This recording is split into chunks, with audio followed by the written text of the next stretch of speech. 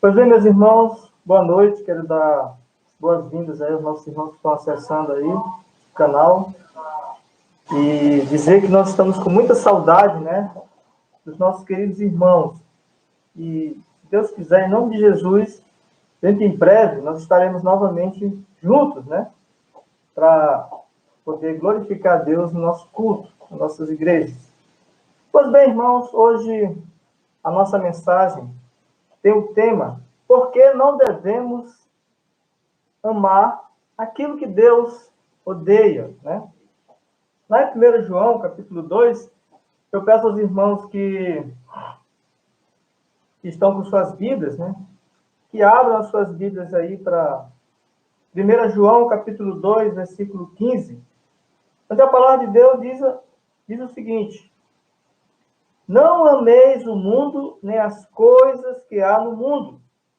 Se alguém amar o mundo, o amor do Pai não está nele. Vamos orar, meus irmãos. Peço aos irmãos que estão aí em suas casas, que fechem seus olhos, para que possamos elevar nossos pensamentos agora a Deus e pedir que o Senhor nos abençoe com a meditação, a reflexão da sua palavra nesta noite. Oremos. Nosso Deus e nosso Pai, nós te louvamos, bendizemos o teu santo nome, Senhor Deus, pois só o Senhor é digno de todo louvor, de toda adoração, da nossa parte, da tua igreja. Queremos te bendizer e te agradecer por todos os teus benefícios, porque o Senhor é que nos concede a salvação, nos livrou da perdição eterna, e o Senhor tem nos preservado a nossa fé em ti. É o Senhor que nos sustenta com toda sorte de bênçãos. Por isso nós te louvamos e te bendizemos nessa noite. E pedimos que o Senhor possa falar de uma maneira simples, compreensível, porém poderosa aos nossos corações. É o que nós pedimos e suplicamos em nome de Jesus. Amém. Pois bem, meus irmãos, a primeira carta do apóstolo João às igrejas, ela é considerada uma carta de amor, né? Nela, o apóstolo mostra que o amor é aquilo que evidencia a nossa salvação. É aquilo que mostra, né, de uma maneira bem clara, as pessoas que, de fato, houve uma transformação em nossas vidas. E que nós fomos regenerados, e que nós nascemos de novo, né? A evidência é o amor. E esse amor, meus irmãos, não é um sentimento, não é o gostar de alguém, mas é uma atitude, né? É uma atitude positiva em relação ao nosso próximo, né? Aos nossos irmãos, às pessoas que estão ao nosso redor. Então, uma vez que aquele que não ama nunca viu a Deus. Quem não ama não nasceu de Deus. Quem não ama ainda vive nas trevas, né? Nós sabemos que já passamos da morte para a vida porque amamos os irmãos. 1 João 3,14 diz a palavra de Deus. Então, meus queridos irmãos, o que evidencia verdadeiramente a nossa salvação são as nossas boas obras, que são demonstradas através do amor, né? O amor, ele é prático, né? Foi isso ensinado nas Escrituras e foi isso que Deus fez por nós, né? Deus provou o seu amor pelo fato de ter Jesus Cristo morrido por nós, sendo nós ainda pecadores, né? Seus inimigos. Deus, numa atitude prática, numa ação, ele demonstrou esse amor através de nós, né? Também nós demonstramos esse amor às pessoas com essa mesma atitude positiva, né? É uma ação positiva, benéfica, né? Da nossa parte para com as outras pessoas.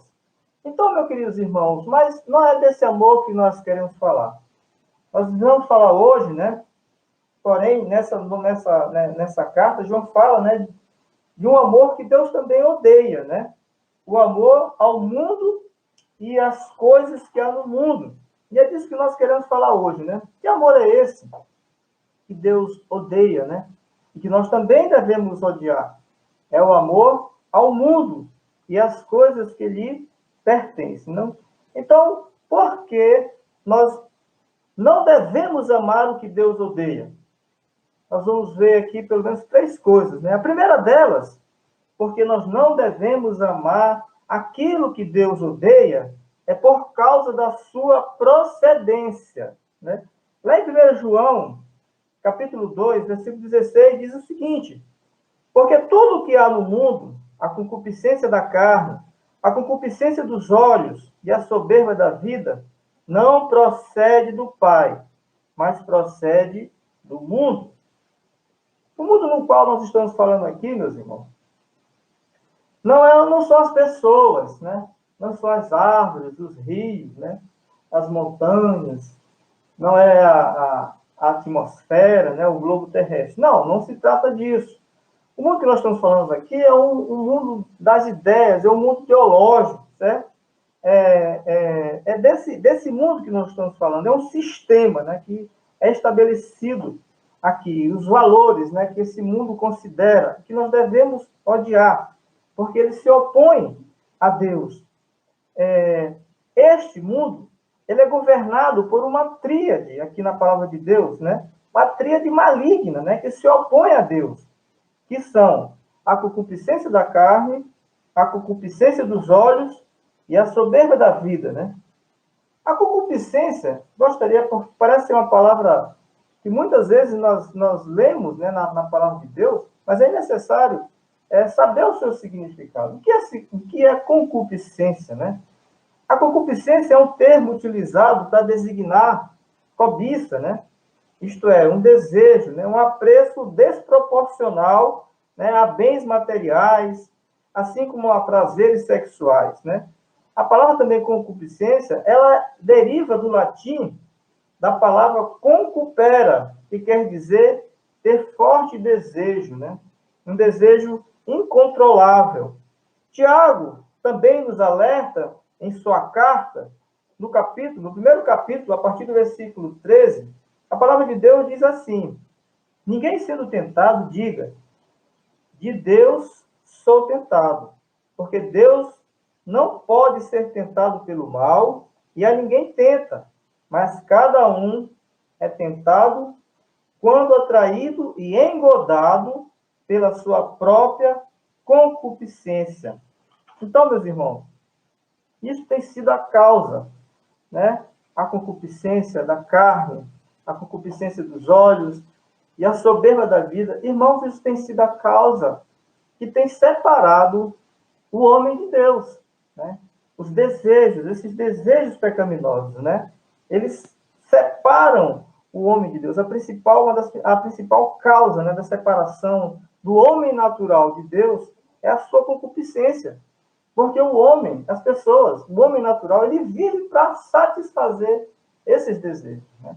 Todo o seu esforço, todo o seu dinheiro, todo o seu trabalho, toda a sua capacitação intelectual, tudo isso é devotada para satisfazer o seu eu, para satisfazer esses desejos.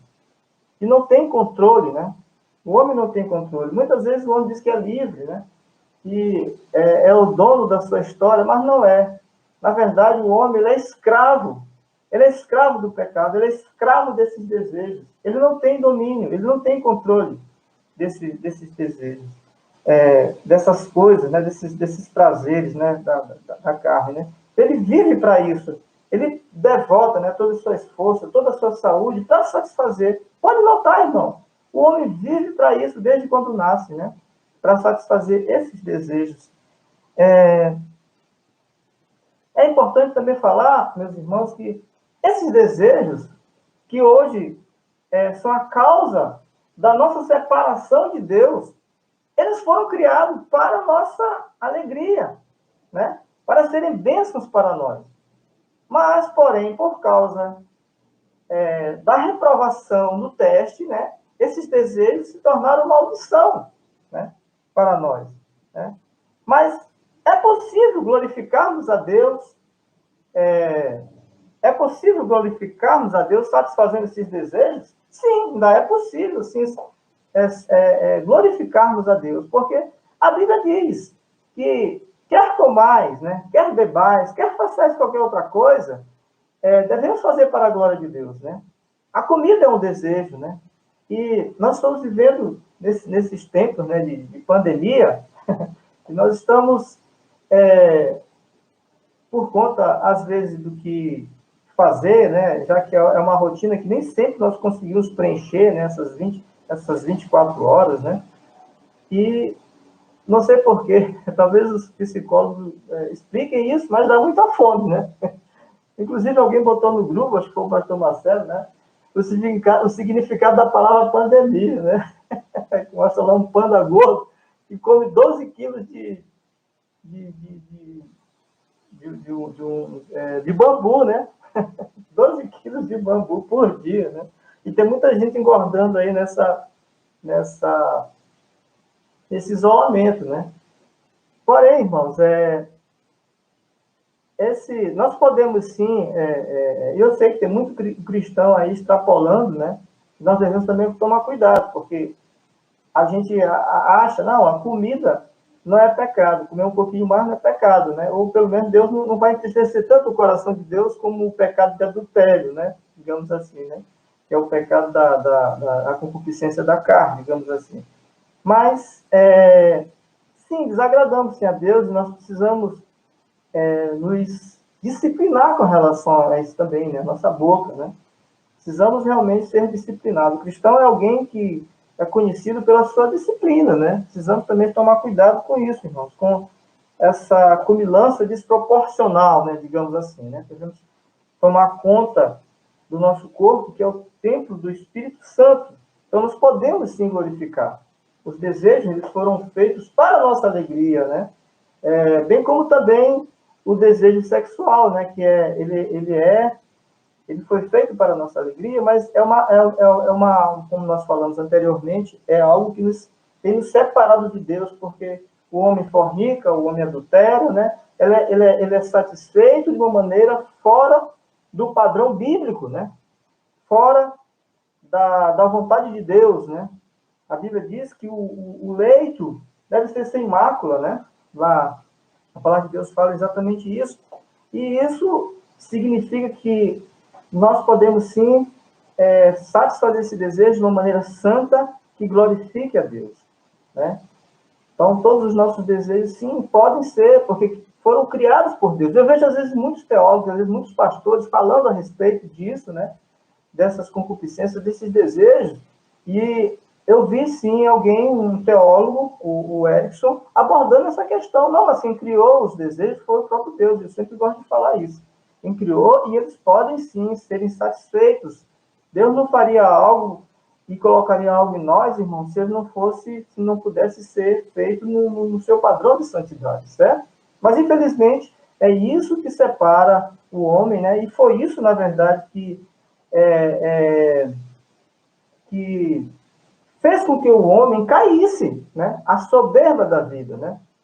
O homem, o que é a soberba da vida, né? A soberba da vida é que faz a pessoa sentir mais importante, né? Do que é o orgulho, né? Foi exatamente esse desejo desenfreado, essa concupiscência, a soberba da vida, né? Que fez com que o homem caísse. Porque Satanás sugeriu à mulher, ali no paraíso, né? Exatamente isso, olha, vocês serão iguais a Deus. Se você comer desse fruto que Deus disse para vocês não comerem, né? Vocês serão iguais a Deus, né? Conhecedores do bem e do mal. Olha, que coisa, né? Quem não quer ser igual a Deus? E Satanás tem usado, né, esses desejos, né, para nos colocar, nos opor a Deus, nos colocar contra Deus, né? E foi exatamente esse desejo, né, da concupiscência, a soberba da vida, na verdade, né, o orgulho, né? Você achar que pode ser Deus, que pode ser superior a alguém, a outro ser humano, né? Foi que fez o homem cair. E o homem tem levado muitos cristãos a se desviarem da palavra, né? A esfriarem e até abandonarem a fé, né? Muitos deles, por conta disso, né? Induzindo o homem ao erro, que pode fazer de qualquer forma, né? Pois, e nesses dias também de confinamento, né?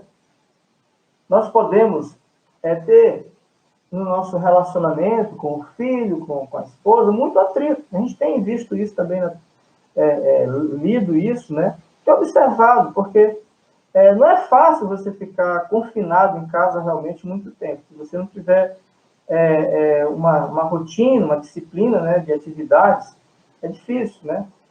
E você pode, em algum momento, entrar em conflito, né? Principalmente com a esposa, né, dona Aniel? Principalmente com a esposa. Então, devemos tomar cuidado, irmãos, porque tem a vida realmente, não é fácil, né?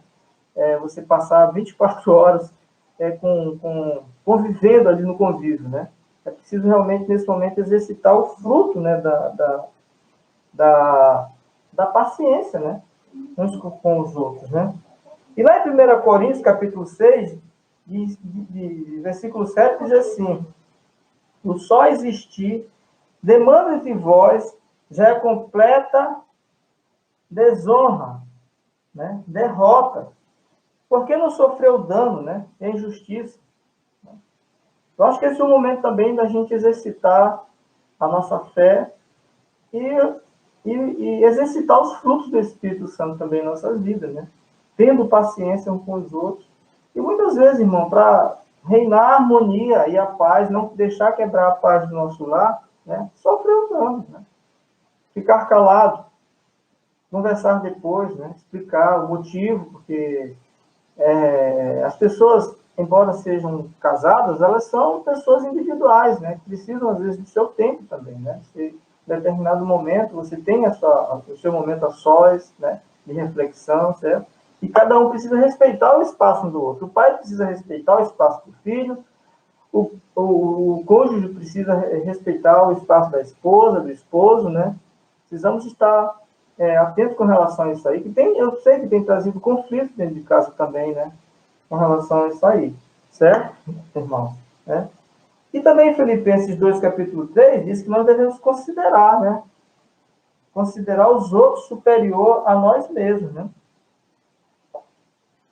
E essa é a hora de colocar a palavra de Deus em prática, né? E diminuir esses conflitos, né? Que podem ocorrer dentro do nosso lar, nesse momento, né, de isolamento, né? Essa é um bom momento para a gente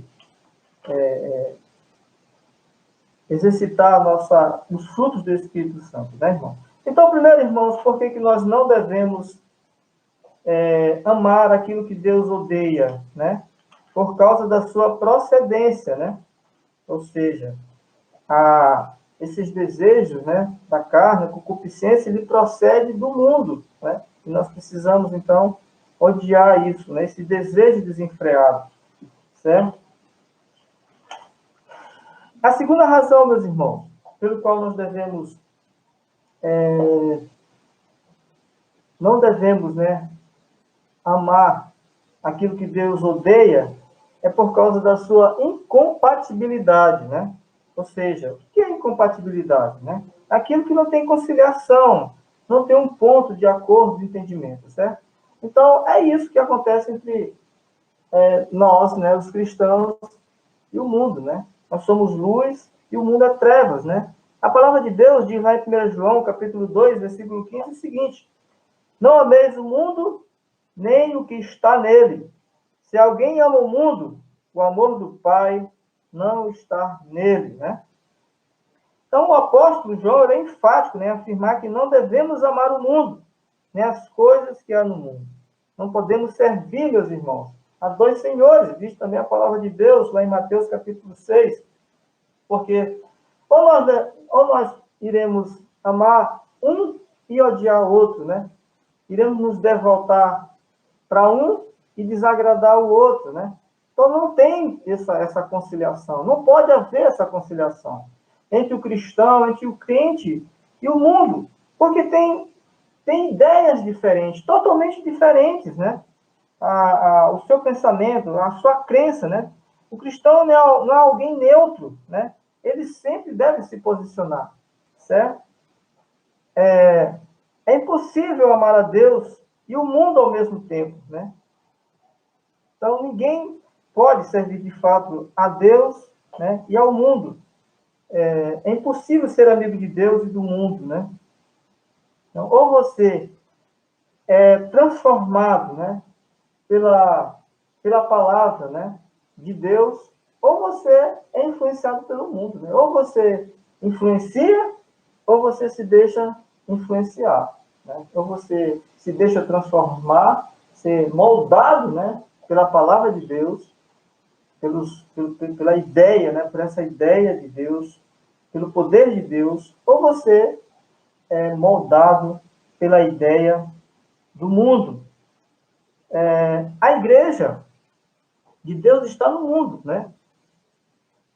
Deus poderia muito bem, uma vez que você aceita a salvação e você é regenerado e você é salvo, poderia nos tirar desta vida, desse mundo, né? Mas, ao mesmo tempo em que...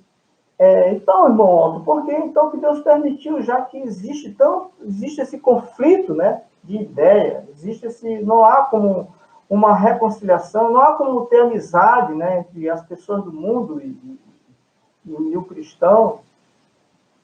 É simples informar, porque a ideia aqui é exatamente essa. E a gente vê isso lá no Monte da Transfiguração, quando o Jesus Cristo ele levou aqueles 3 amigos, né, mais chegados, né, o apóstolo Pedro, o apóstolo João e Tiago, e chegando lá, eles tiveram uma visão do céu, né, uma presença, inclusive, de Moisés e Elias.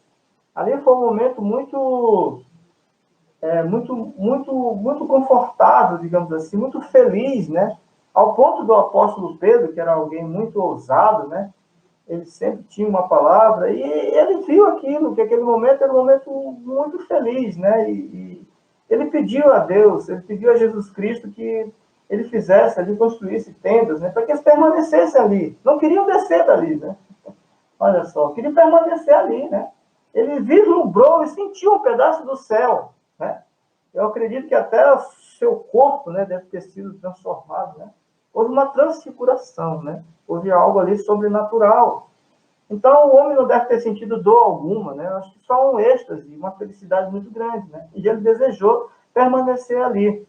Mas Jesus disse, não, é necessário que a gente desça, né? Esse descer é exatamente a ideia do mundo, né? Descer e ficar. Deus roga, inclusive, a Deus. Olha, eu não quero que tirem do mundo, mas que os livre do mal, né? Porque nós estamos num lugar, irmãos, que não é a nossa casa, não é o nosso ambiente. Ele é perigoso, realmente. No mundo iremos ter aflição. Mas nós temos um propósito aqui, né? E nós não podemos ficar com medo disso. Realmente essas ideias, né? Essa ideologia e o que nós cremos que foi implantado na nossa alma, nós precisamos falar. Até porque os homens, eles correm perigo. Eles estão caminhando para um abismo. E nós precisamos testemunhar através do nosso comportamento, né? Através das nossas palavras, né? Que o homem está caminhando para um abismo. Nós precisamos comunicar esse evangelho através da nossa própria existência, né? Precisamos ser sal, precisamos ser luz. É isso que Jesus está falando.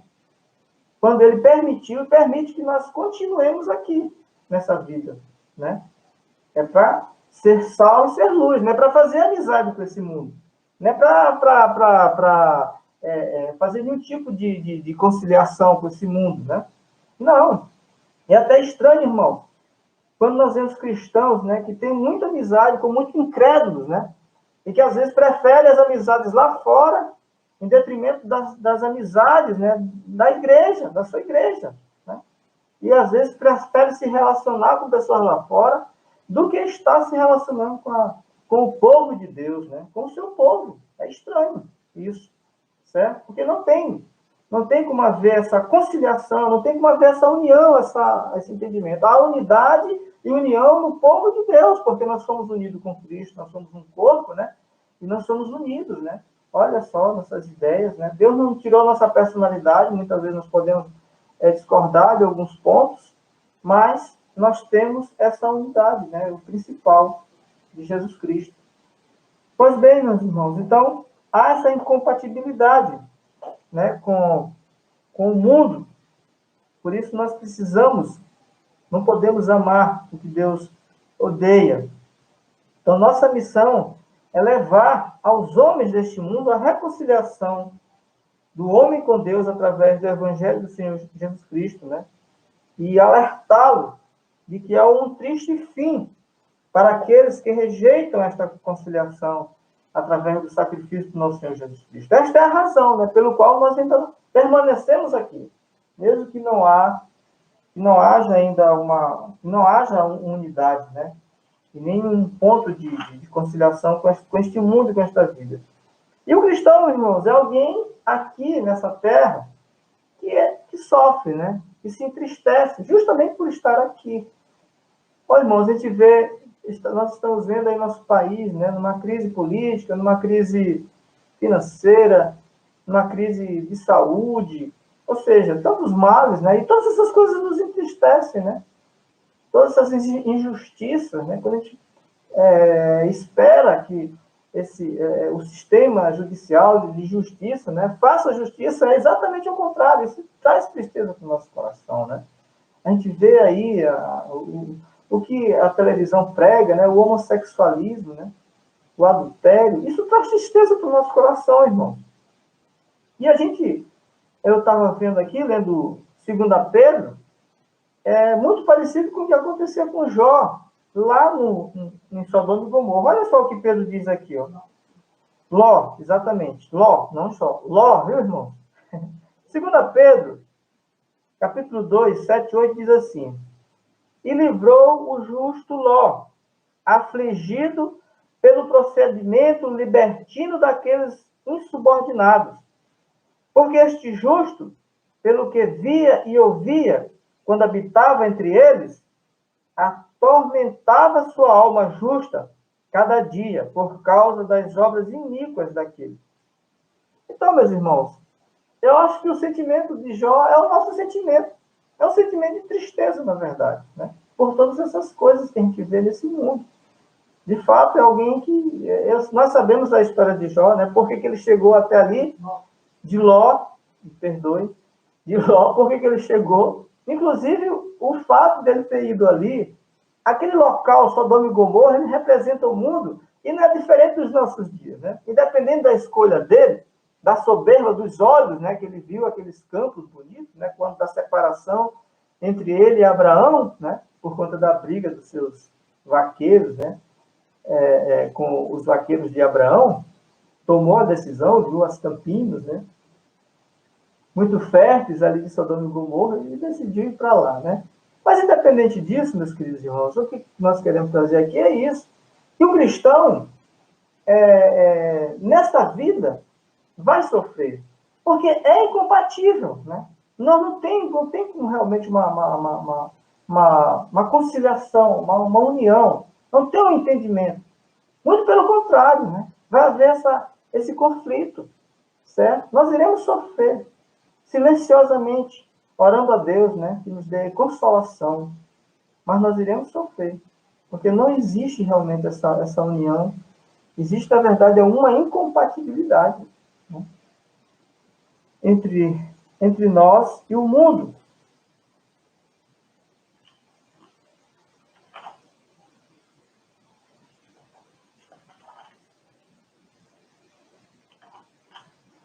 Irmão, em terceiro lugar, gostaria dessa noite de falar aos irmãos por que não devemos amar aquilo que Deus odeia, né? Em terceiro lugar, meus queridos, somente. Em terceiro lugar, meus irmãos, por que eu não devo amar aquilo que Deus odeia? Em terceiro lugar. Em primeiro lugar, por causa... Me ajuda aí, Nelson. Em primeiro lugar, por causa da sua... Em primeiro lugar, por causa da sua procedência, né? Em segundo lugar, porque ele é incompatível. Em terceiro lugar, por causa da sua transitoriedade, né? Porque tudo isso aqui vai passar, meus queridos irmãos, né? Tudo isso será destruído, né? Tudo isso aqui é passageiro. Vamos ler 1 João, capítulo 2, versículo 17. João, capítulo 2, versículo 17, diz assim: Ora, o mundo passa, bem como a sua concupiscência. Aquele, porém, que faz a vontade de Deus, permanece para sempre. Ou seja, o mundo passa e a sua concupiscência. Mas aquele que faz a vontade de Deus, permanece para sempre. O mundo passa, meus irmãos. Isso aqui é fugaz, né? Tudo isso aqui vai passar. As glórias deste mundo são efêmeras. Os prazeres do mundo são passageiros, né? A alegria que este mundo proporciona vai evaporar, né? Como uma neblina. E, infelizmente, deixam sempre um rastro de dor, né? Muitas pessoas são enganadas, né? O diabo cegou o entendimento desse mundo e as pessoas se deixam enganar, né? Pela sua concupiscência, pelos prazeres, achando que estão aproveitando a vida, né? Mas, na verdade, elas não estão aproveitando a vida, né? Tudo isso que elas estão fazendo, né? Dando vazão a seus desejos, será cobrado, né? E muitas vezes terá um fim muito doloroso. E nós vemos aqui o exemplo de algumas pessoas, na própria palavra de Deus, que de fato rejeitaram essa glória, né, do mundo. E a gente vê aqui o exemplo de Moisés, né? Lá em Hebreus, capítulo 11, 25, a palavra de Deus diz que Moisés se recusou a ser chamado filho da filha de Faraó. Antes ele escolheu ser maltratado com o povo de Deus, a usufruir os prazeres transitórios do pecado. Porquanto Moisés considerou a humilhação de Jesus Cristo por maiores riquezas do que os tesouros do Egito. Então, Moisés é um grande exemplo para nós, irmãos. Moisés poderia, sim, ter permanecido lá nos palácios de Faraó, né? E ter ficado ali usufruindo de todo o conforto, né? De toda a segurança, né? E do status também social, né? Do cargo que ele tinha, né? Por ser filho de Faraó, certamente ele teria ali uma posição, né, muito grande ali no reino, né, um mandatário, né, com certeza, né, um comandante. Mas ele preferiu, né, sofrer com o povo de Deus, né, do que essa glória passageira. Ele preferiu a humilhação de Jesus Cristo por considerar, meus irmãos, aquilo que Deus ofereceu para ele muito mais superior, uma riqueza eterna, né, que não se corrompe. Moisés é um grande exemplo para nós, né? E nós temos também outros exemplos aqui, né? Eu diria de uma maneira negativa. Por exemplo, os fariseus. Muitos fariseus acreditaram na palavra de Deus. Acreditaram na autoridade de Jesus Cristo. E até sabiam que ele era o Messias. A forma como Jesus pregava a palavra com autoridade, os prodígios, os sinais que Jesus executava, né? Então, muitos deles creram, mas eles não aceitaram Jesus, rejeitaram Jesus Cristo, porque amaram mais a glória dos homens, né? Ele tinha uma posição, eles eram os mestres, né? Então, e todo aquele que aceitava Jesus Cristo era deposto do seu cargo, né? Então, eles não queriam perder essa boquinha, eles não queriam perder esse status, né? Essa elevação social, né? Para ser um Zé Ninguém, sem nome, sem cargo, né? Sem ser chamado doutor da lei, né? As pessoas amam ser chamadas de doutor, de doutora, né? Mas, infelizmente, irmãos, esses homens rejeitaram a Jesus, né? Porque eles amaram mais a glória dos homens, né? A glória deste mundo, do que as riquezas da palavra de Deus, os tesouros eternos da palavra de Deus. Este é um exemplo negativo. E a gente vê até a história do próprio Nicodemos, que foi buscar Jesus Cristo à noite, né, para que os companheiros, os outros fariseus, não descobrissem, né, que ele tinha ido lá visitar Jesus. Mas, felizmente, ao que parece, esse foi um dos fariseus. Muitos deles se converteram depois, inclusive o próprio apóstolo Paulo, né, era fariseu. né? Graças a Deus, muitos deles se converteram. Em 2 Timóteo também nós vemos um outro exemplo negativo, irmãos, de uma pessoa também que preferiu amar esse mundo, né? É o caso de Demas, né? Que diz lá em 2 Timóteo, capítulo 10, 4, que tendo amado o presente século, se desviou da fé em Jesus Cristo. Então, muitos irmãos, eu diria até cristãos, né? Irão se desviar, né? Quando se deparar com as glórias, né, deste mundo, né? Vão preferir essas glórias dos homens, né? Do que vão trair seu próprio Deus, seu próprio Cristo, né? Irão abandonar a fé. Se eles passaram por um processo de regeneração, se a salvação deles era verdadeira, nós não sabemos, né? Mas muitos irão abandonar a fé. Nós podemos até enquadrar essas pessoas que abandonam a fé, aquela parábola, né, da semeadura de Jesus Cristo, né? Aquelas pessoas que caíram no meio dos espinhos, né? E os espinhos aqui, as sementes caíram no meio dos espinhos, esses espinhos sufocaram essa semente, né? E representa exatamente isso, né? As glórias, né? As riquezas, né? E acabaram se desviando da palavra de Deus, infelizmente, né? Trocaram uma glória passageira, algo que era fugaz, passageiro, por um tesouro eterno, né? Pela alegria eterna. Nós iremos passar por aflições, sim, meus queridos irmãos. Iremos passar, sim. No mundo tereis aflições, é essa advertência da palavra de Deus para nós sempre, né? Mas continue firme, né? Continue, persevere. Essa é a palavra, né? Continue firme em obediência a esta palavra de Deus. E que as recompensas serão maravilhosas, né? Não importa o sofrimento, a humilhação que nós passamos aqui. Muitas vezes a gente vai passar assim, por muitas humilhações e muitas dores aqui também, né? Então, as pessoas que vivem para satisfazer seus desejos desenfreados, elas são prisioneiras, né, do seu próprio egoísmo, né, e do próprio diabo. No final dessa estrada, né, larga e espaçosa, será uma história de dor e de sofrimento.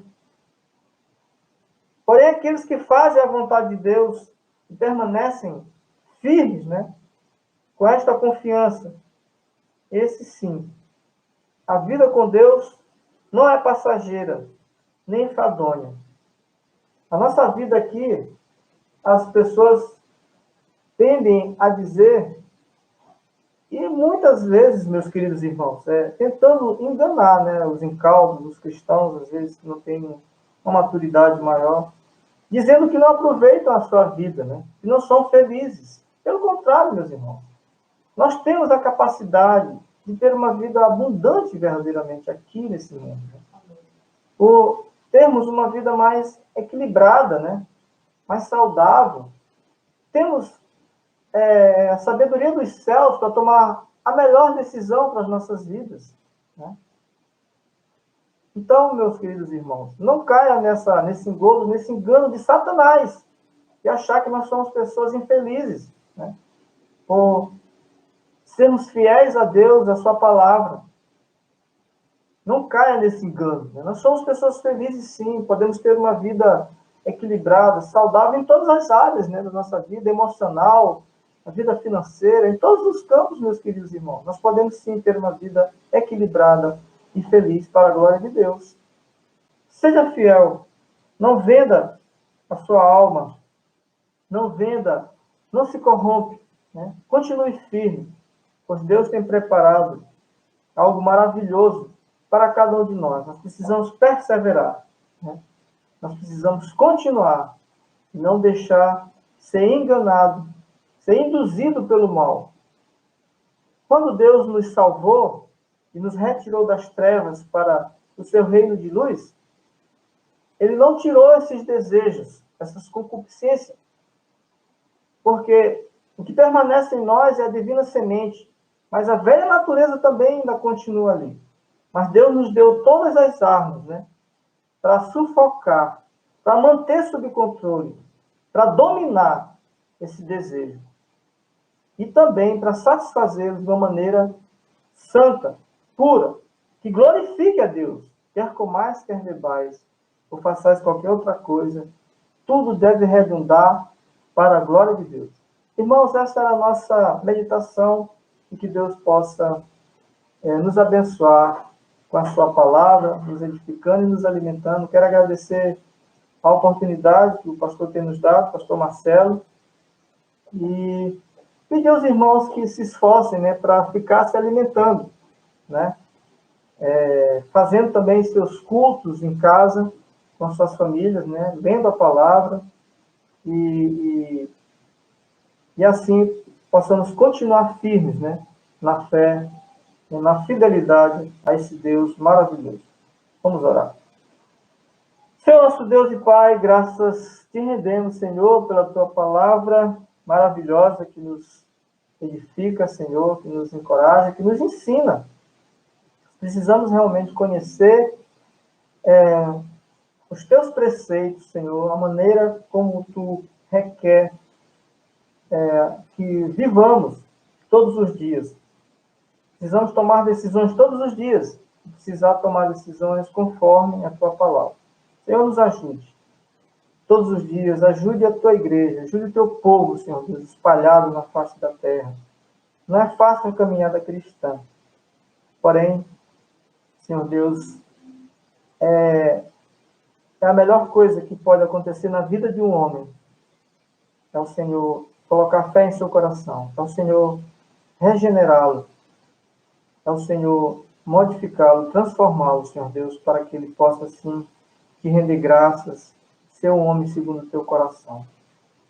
Ó Deus, nos ajude, Pai, nessa nossa caminhada, todos os dias. Ajude a tua igreja, Senhor Deus, nesses dias da história, Senhor Deus, de pandemia, de medo, que o teu Espírito Santo possa trazer paz, fortaleza aí em nossas vidas, Senhor, para que jamais venhamos a vacilar, duvidar de ti, Senhor, das tuas ricas promessas sobre nossas vidas.